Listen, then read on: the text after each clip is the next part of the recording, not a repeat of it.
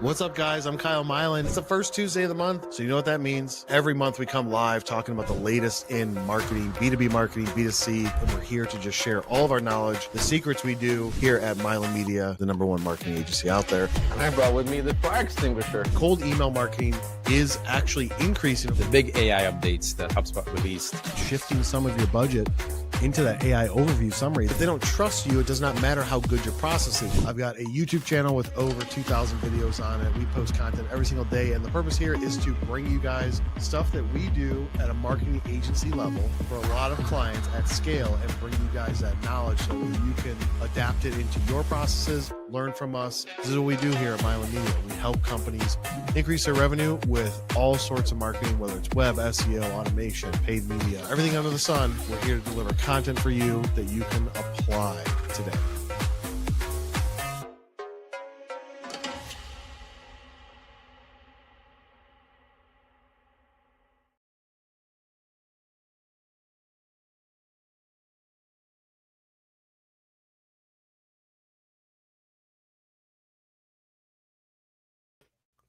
What's up, guys? I'm Kyle Mylan with Mylan Media, and I got Cristian here with me. How's it going, everyone? So you know what it is. It's the first Tuesday of the month, so we're here to bring you some content, and today's going to be a good topic. And I'm probably looking at the topic thinking, Q1's not even over yet. Why are we talking about Q1? We're talking about Q1 because it's about to be over in the next like 27 days, 28 days. It's going to be over, and then you're going to be like, oh, now I want to look at Q1. Yeah, that's the time to look at the final numbers, but it's time to start planning your audit now so you can save 2026. And it doesn't mean that you're doing bad. So people are like, no, dude, I don't need to view this content. My Q1 has been popping off. Okay, that's great, but you don't know what the rest of the year is going to bring. So I think it's worth tuning into the tips and strategies and ways to audit it that we have and get into this live. What do you say, Cristian? That's right. You got to build the machine before you can use it. So exactly. Let's do it. So for those of you that want to participate in the Q1 audit and want us to take a look at some stuff, just go to mylanmedia.com/Q1 audit altogether. I will put it into the comments so you guys can click it easily, and we'll do an audit for you and show you some tips of what we think you guys should do. So getting into it, now that we're in the third month of the year, and even if you're watching this in 6 months and you're looking at it, it's like there's never a bad time to go back and look at performance. And you have to say, okay, 2026, you had a plan. You went into January like everybody did and said, I'm going to do all these things in my personal life. I'm going to do all these things in my business life. And I'm going to accomplish these goals. And then usually what happens is things fall off in the first 30 days. And now that we're more than 60 days into it, maybe some stuff has definitely fallen off. I know that I had goals. I adjust those goals because I don't want to keep seeing me not achieve anything. So you got to come back to reality a little bit before Q1 ends. And you got to look at what's working, what isn't, and then make decisions on what type of strategy and pivots you have to adjust. But in order to do that, the starting point has got to be with the data side. So Cristian, what do you think, like working with our clients, helping them set up their data? How are we collecting it? How are we measuring it? How are we monitoring it? What do you think are some top things that we've come across that people typically run into? Yeah, so some things started with the basic is you have a lot of deals with no owner. So who's actually following up on those deals, right? There's no ownership, and that is a key point. That data has to be clean. Deals have to be assigned to a salesperson so that they get the tasks, the reminders to follow up. So even basic stuff like that. Also, I've seen deals that have no next activity date. So we typically, in our audit, we filter for those to get the count and then figure out what's the plan to get a task or a phone call or an email in place in the near future to activate those deals. Yeah, so it's really whatever system you guys are using, whether it's HubSpot, Salesforce, Zoho, whatever it is, the organization and accuracy of data, right? That's really where it's got to start. And that is where we can shoot a lot of holes through most of our clients' stuff. It's not just one industry. It's not just one size of company. It does not matter. I feel like everybody's got holes in their data, us included. There's even though we're the best at this, there's always ways where we could be better and collect information cleaner. But starting with that is you may realize that people were supposed to be entering stuff, teams were supposed to be doing stuff, especially your sales team, and you're like, oh shoot, now that I'm looking at this, the team's not really doing what they're supposed to be. So before March ends and before Q1 is over, put something in place and say, hey guys, I'm looking at this. Here's a dashboard. Here's what Mylan Media said they can't do. We have to put this in place immediately, so that way the marketing team can do their job of trying and accompany pushing those deals through or bringing in new deals. There's no sense of bringing in a bunch of new leads if you can't work those leads through the process and follow them through once they stall or ghost you, and do it in some sort of efficient way, right? So accuracy of information and the system that it's on. Do you think that it's a sales issue that's like the culprit of it? Is it a marketing issue that's driving it? Is it management? Like, what do we typically see as like the main contributing factors? Yeah, I think a big contributing factor is definitely management, right? If you don't enforce these things, people won't do it, right? Yeah. If they are just free, willing, do whatever they want.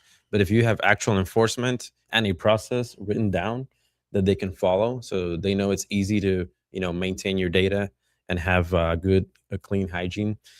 Definitely a big portion of it is management. And then you have like the handoff process. Sometimes the marketing to sales handoff is not very clean, is not documented. There are holes that could be patched. So I think that's the second tier, right, of where the responsibility goes on who needs to maintain that data and do the actual data entry. Yeah, absolutely. And if you're looking at this, you may say, like, and we've had clients do this. I just read an email earlier today from yesterday that a client did this. Is like, you got a team, you tell the team to do some things. You're in the beginning of the month. If it's not working, they've been with you for a couple months, couple years. It's not working. It's time to move on with those people, right? You can only say the same thing to those salespeople before it's like, you know what? I've told you 100 times to do this. I'm just going to find somebody else that can do it. And that's what we're seeing with our clients. Are taking more action in 26. They're being less complacent on the sales team and like, you know what? Either salespeople are leaving because they want to move on to something else. Maybe the grass is greener on the other side, or the company's forcing them out, being like, you don't fit what we're trying to do. But you can't possibly make those decisions. Like when our clients bring us in and I look at sales teams, I'm like, the first thing I had to do is look at who's closing the most, right? Who's taking the most action, who's doing the most activity on like an outbound standpoint and getting those results, but then also who's documenting that. Because if you document it, it's easier for us to then take action on things that don't go as planned when that deal doesn't close on February 28th, right? And you're like, okay, this moved on. What can the team do to take care of that? And looking at that funnel, like one of the notes that we had here is like, you look at your pipeline and you look at the revenues numbers, but those can be misleading if you don't have the proper things in place, right? And that's an issue that we've dealt with. So Cristian, when somebody's looking at their pipeline, let's say, and they're like, oh yeah, I got this much in my pipeline, $25 million in my pipeline. And if you were to audit that, what would be the areas that you can just like blow holes into that number? Yeah, so some of the things would be comparing it with a previous period. Okay, this is the Q1. What does it look like comparing it to Q4 last year? Yeah. What does it look like comparing it to Q1 last year, right? Yeah. So you can't just go off of one single number. You have to do comparison. And then also you have to look at the underlying activities, right? What happened last quarter? What happened last year? Were there calls being made? Were there notes being taken? Were there emails being sent? Like, what's the level of activity of the sales team? And it's rarely, it's rare to see a team that does not have activity that are, winning, right? Yeah. Usually high performing teams, they're all of the team is invested in it and they're working towards it as a team with a common goal. And sadly, most of the teams that we have looked at, they not all of them, right, are participating at the same level of using the CRM, documenting their notes and their calls. So that's one big thing comparing with the previous period. Yeah. So looking at those periods comparison, and then one thing that I go into, and I just did this audit for a client a couple weeks ago, is if I look at their pipeline, and you got the different stages, right? We got the first stage where it's like initial conversation, then some sort of qualifying stage, then pricing is sent, quoted, etc., and then you're trying to close it. Where I always go to is show me everything that was quoted, let's say in the past 6 months, but has had no activity on those deals in the past 30 days, 45 days, 60 days, because that's where you see big issues, right? And then what I do, and I just did this for a client, is I just create a table and I say no activity in 30 days, no activity in 60 days, no activity in 90 days, 6 months, etc., and the dollar amount of deals associated with that, to where it's like you got $2.6 million worth of deals that have not been touched in 90 days. And the sales team I've been on the call, sales team like, oh no, I have touched that. We have touched those deals. Okay, it's not in the system though. And if it's not in the system, how am I supposed to believe you? And I've had previous salespeople here be like, no, I did that. But if it's not in the system, I don't believe you that you did it. Because it's so easy to just say log the email. So easy to say type in the note. But without that, how could you possibly then it gets thrown to Cristian's side. And if I just say, hey, Cristian, here's my pipeline, here's my stages, salespeople got deals in there. But if something doesn't happen, I want you to take care of it. Like what's the first hurdle that you come into? Yeah. So like we mentioned, data not being accurate, data not being clean. So we need to come up with some sort of spreadsheet and put everything on a spreadsheet to be able to import that data. So then we can use it. Sometimes there's also data entry errors, right? Duplicate contacts, duplicate companies, even duplicate deals with no amount, and so forth. So a lot of that has to be cleaned up. So usually we kind of like put a spreadsheet together and then highlight what needs to be filled out by the team to get that in the system. And what about multiple systems? Multiple systems, right? I mean, I don't know if I had $1 for every time Cristian says we're combining systems at clients, I'd be rich. It's 2026, and there's still people out there quoting from Excel. Yeah, from Excel or quoting from a system that isn't even necessary. You could do all of that in your system, but you didn't know it at the time. You have two systems. So if I have two systems, like Cristian says, 2026, merge them together, right? Well, you don't need to. Like these days, apps and systems are rapidly advancing to where whatever's great about that one might be good enough in the other one to just have one system to work through. And maybe you can avoid those issues that you're talking about with like missing information. That to me is just crazy. So next thing we want to look at is like the speed or the action or the speed at which a deal moves through. So a lot of people in the industrial space move slow, right? 3 months, 6 months, 12 months, 18 months until from point of contact to when a deal gets closed. In other industries that we work in, much faster, not as high ticket, right? Somebody's selling $100,000 service or $1 million machine. It's going to move a little bit slower, but we can still gauge it, right? Yep. Like we could still say let's start at top of funnel leads. How long does it take for your team to respond to leads? I mean, there should be some standard with that, right? Yeah, there should be an expected movement speed. Yeah. Be it, in 7 days you have to qualify them, right? They can't stay there forever. In 14 days you have to either quote them or unqualify them, right? So there has to be a bar set. Right. And if you're not tracking that data, that's the first place to look. So going through a checklist for you guys out there, if you're writing this stuff down, is the first thing you want to look at is high level. What type of pipeline do you currently have? What's in the different stages? What's outstanding or quoted or pricing's been sent and you can close? What's still in the initial stages? Start there. Then drill down into the activity level. Like Cristian said, we're looking at the information that's on the deal. Is the dollar amount correct? Is the close date correct? Is there a contact? Is there a company associated with it? Is there notes? Are the salespeople following the activity? So you look at the quality of the deals. Then you're also going to compare the deal. Once you know that information is good, you're going to say, this is where I'm at Q1 of 26. Where was I at Q1 of 25 versus 24? Where am I at Q1 versus Q4? As long as there's no seasonality, maybe you guys can compare those two. And then you're going to dig into it and say, with that information, now I'm looking at the speed, right? How fast is my team working these things? What type of activities are they having against these deals? And that's where you could usually start to pinpoint, you might have some losers on the team. And you just I say it on client calls all the time. 90% of salespeople are lazy, right? It's a fact. I don't care what you're selling. 90% of you are lazy. You're not hungry or aggressive enough to close deals. Maybe it's because you're not motivated. Maybe you're in the wrong vehicle, meaning like company. It's just not a good fit for you, but you're not aggressive enough. If you say you want to make 200 grand a year in sales and you have a company that can produce that revenue for you through base salary and commission, and you have opportunities, you should be able to hit it. But I've dealt with it my whole life, going up against salespeople that are lazy, and we've dealt with it training salespeople that are complacent and don't want to hustle. And those ones that are good are great. But I'm sure you've seen the in between. Usually, those ones that just barely do enough, they typically don't make it.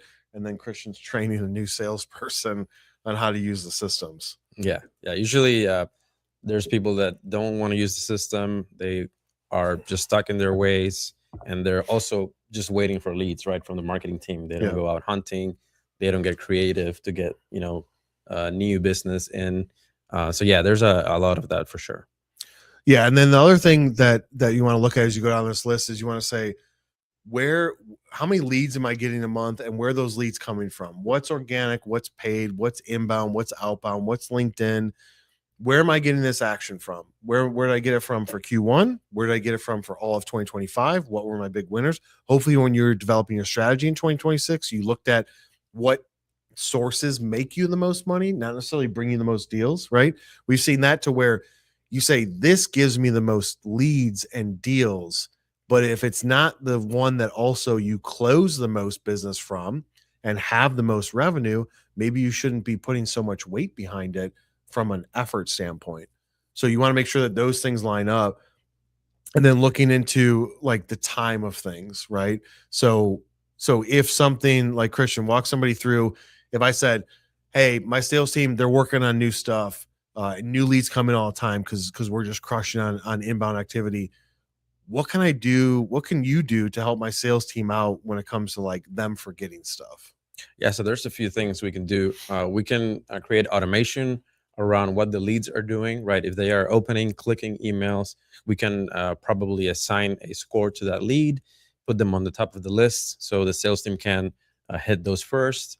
If there's a time frame, like 7 days, 14 days of inactivity, we can create automation to send emails to try to engage that lead if the salesperson probably forgot about it or just has a lot of volume of leads. Yeah. Also, some things that we have done is automating notifications to the sales team, right? If the lead, for example, visits the website in a specific amount of time, then we create a task or send an email or a Slack or Teams notification to the salesperson to maybe reach out and figure out if they're in need of more information. So there's a few things we can do to help the team not lose a lot of deals when people are active and you're not seeing that information. Yeah. So if you look at your pipeline, you're like, hey, I got a lot of activity.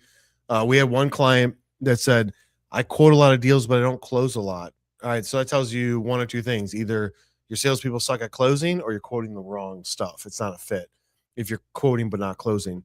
But with all these activities, all right, stuff's coming in. You got the notifications. One new thing that we just tested, which should be interesting, is let's say I don't check my email. I don't check Slack or Teams. I'm never in the CRM system to check notifications. Are you going to get me on a text message when a lead responds to something? I'll send you a text message. Yeah. So we just tested out to where I would get a text message when somebody responds, and it's positive engagement through the system that Christian built with using AI to be able to decipher the emails. And if it's a positive response, then hey, I get a text message. Yep. I mean, you got to look at your team and say like, what's going to work? It could be an age thing. Maybe older guys are like, I'm not in all these fancy systems. Younger guys are like, send me into whatever. But you got to figure out like what works. What's the hindrance for the team? What if none of them ever check emails? Yeah. Then sending email notifications is going to do nothing. Now they should, because they're in sales and inbound leads come through it. But you got to look at it. Christian can set up the best system out there to be able to track, manage, measure, etc., take action. But at the end of the day, if your sales team isn't complying with that, then it's not really worth it to have those people on there. And sometimes that's a tough pill to swallow and say, hey, I got to cut my sales team in half, or I got to cut 2 people out of my team, reduce it to get bigger opportunities for those that are willing to do the extra work and put in the time and be able to listen and be coachable, right? Yep. If the boss is saying, hey, sales team, like you're not doing these things, and the boss knows how to sell, and the boss can prove it. And I have a client that does this. The boss proved it, and he closed deals in the snap of fingers. Then the sales team better listen to that boss when the boss says, "Here's how you do it, and here's what I need you to do," because that boss obviously knows. And it's fun from my standpoint being in those conversations to watch another company where the owner can close people and just work deals. And the sales team was like, damn, like, okay, that's how it's done. Because I've experienced that in my past too. And it's just fun to be a part of. Yeah. I was thinking too, like if your sales team needs motivation and if they are commission based, like most of the sales teams are, you could easily set up a custom field in your pipeline that multiplies whatever the deal amount is by the commission percentage that they would expect. Oh, like a projected commission? A projected commission. Okay. So that way they can view it, they can sort it by that field, Yeah. and maybe get motivated. Yeah, that's a good idea. The dough they could bring in. So they can look at it and be like, I want to touch the ones that, instead of just saying dollar amount for deal amount, they're saying like, I can make $46,000 if I close this deal. I can make $468 if I close this deal, and be able to look at their forecasted or potential commission. I mean, I think that's a great idea. I feel like so many salespeople are just like always doing that math. Yeah, on the side on a piece of paper, like Post-it note. yeah, and then sliding underneath their computer at their desk, being like, I'm gonna hide this, but here's what I could make. They start daydreaming of what they're gonna do with that money. Then it gets a bit excessive and crazy. And then before you know it, they're not closing anything. But yeah, that's definitely a good point. Anything else that we want to cover from an audit standpoint? So we talked about looking at the high level base numbers of your revenue in your pipeline, broken down by stages, then looking at the activity and segments, comparing where you're at in Q1 versus Q4 or Q1 of last year or previous years, and then looking at accuracy of information and things you need to change there. And then therefore, by doing that, being able to possibly do some automation. Is there anything else in the initial audit that you feel like should be covered? Yeah, I would say looking at the closed loss, what's the reason? Why? Is there a reason, first of all? Do you have a drop down for a reason so you can structure those reports and sort of like figure out any trends? Is our pricing too high? Is our time to reach out to the prospect too slow? Yeah, that could be it, right? Is it the competitor that has a better product? So if you structure those reasons, and then in addition, you have an extra field for an open text where they can type in, more information, that's going to help a lot, right? And if you do that every quarter, instead of waiting, maybe 6 months or a year to do that audit or analysis, it's a great idea to go and check those closed loss, figure out why, make adjustments so that the next quarter you can be more successful. Yeah. And we've got clients here where they say these closed loss reasons, totally fine with. I'm like, one of our clients, totally fine with losing on price. They don't care. They don't want to lose on speed to deliver, and they don't want to lose on quality or reputation. But if somebody says, hey, you're just too expensive, they don't care. Whereas other clients, they want to be more competitive with pricing, so they would care, but they would care less on, let's say, delivery speed. Like, we got to build this thing, it's going to take 12 weeks to do. That just is what it is. So setting up closed loss reasons, and then understanding what you're comfortable with, but then looking at the data. You may not even know. You may say, you know what, we don't really know. We think we know. If I ask my sales team, why did we lose that deal? Oh, it was this. But until you associate it to a deal and look at the total data, there's no way for you to possibly actually know. Yeah. I remember, I think it was beginning or middle of last year, we did an exercise when HubSpot brought out the agent, right, for closed loss. Yeah. To figure out what was the reasons, right? So even if you have the data in an unstructured way, right, if it's just paragraphs, notes, right, if you put all of that together in a system like HubSpot, with the new AI features, you can figure out, right, using the AI agents, they can go in, read all the information, and make sense of it, and it will give you reasons of why we lost deals. And surprisingly, we found out that we had problems, right, with the time to go back to our prospects, or even just no touch at all after a certain amount of time.